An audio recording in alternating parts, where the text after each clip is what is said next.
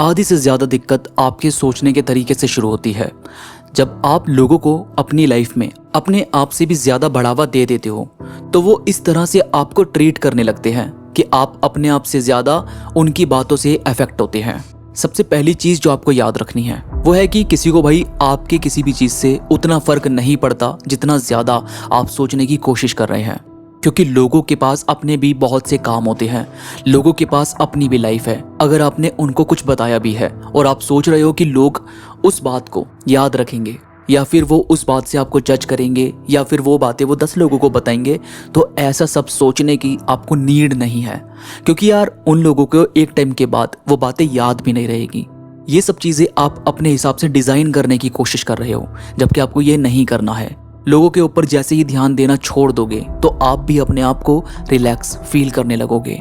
ऐसा सोचो कि आपको उनसे कोई फ़र्क नहीं पड़ रहा है, वो किसी से बात करें ना करें या फिर आपके ऊपर ध्यान दे रहे हैं या नहीं दे रहे, इन सभी चीज़ों से आपको आज़ाद फील करना है और यही सबसे इम्पोर्टेंट चीज़ है। और फिर है कि उन लोगों के क्रिटिसाइज होने से आपको कोई फ़र्क नहीं पड़ना चाहिए जिनकी एडवाइस आपने नहीं ली है, क्योंकि जब उनकी एडवाइस ही नहीं ली गई तो फिर वो आपको जज करें तो उसको आप क्यों ले रहे हैं। आपकी मेन प्रॉब्लम ये होती है कि जब कोई आपकी तारीफ करे तो आप उसको इग्नोर कर देते हो, मतलब बस सुनते हो और इग्नोर कर देते हो। लेकिन जब कोई आपको जज करे या फिर कुछ उल्टा बोले तो वो बात ना आप बहुत लंबे टाइम तक सोचते रहते हो, जबकि दोनों ही चीज़ों में उनकी बातों से उतना फ़र्क आपको नहीं पड़ना चाहिए। लेकिन फिर भी आप एक बात को इतना ज़्यादा सोचने लगते हो कि आप उन लोगों को अपनी लाइफ में बहुत ज़्यादा बढ़ावा दे देते हो और वो लोग आपके लिए उतना ज़्यादा सोचते भी नहीं हैं जितना ज़्यादा आप अपनी लाइफ में उनको जगह दे रहे हो। तो ये चीज़ें करना बंद कर दो। और फिर जैसे ही आपने अपनी चीज़ों पर, अपने परिवार पर, अपनी फैमिली पर, अपने दोस्तों पर ध्यान देना स्टार्ट कर दिया तो बाहर की चीज़ें जो आपको इफ़ेक्ट करती है, ऐसे लोग जिनके होने या ना होने से उतना फ़र्क नहीं पड़ता, उसके बाद उनके ओपिनियन की आपकी लाइफ में कोई जगह नहीं रहेगी।